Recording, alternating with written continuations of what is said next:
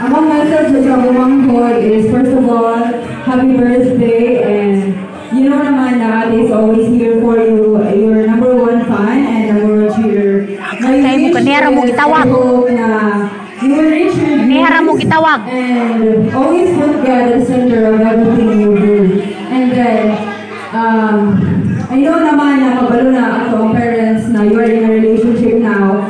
My only advice to you is that you should put always limitations in everything you do.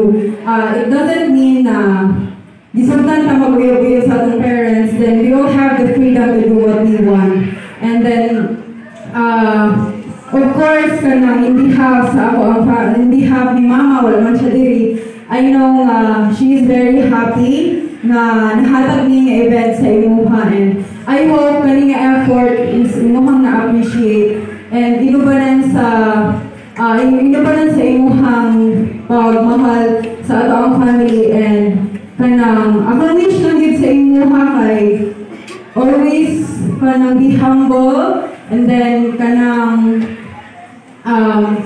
nara ko as your ate, as your friend nga mo maminaw sa tanan imong problema, and kanang proud ko sa imong na-achieve. And then next, karon na school year, good luck sa imong next chapter. And then, proud kaayo mi sa imuha, and I hope nga ma-reach nimo imong dreams nga inubanan sa pagsalig sa Ginoo o inubanan sa imong pagsalig sa imong kaugalingon. And then always remember nga we are always here. I am always here for you. And then I'm so proud of you, and I'm so proud of myself for not crying. Charot. So, more na happy birthday, and I love you so much, and kanang always do your best and stay humble. More na, I love you so much.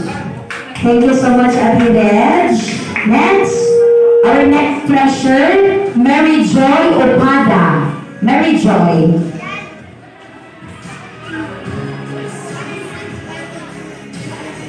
Wala, proceed to the next, Mira Fleur Aguilar.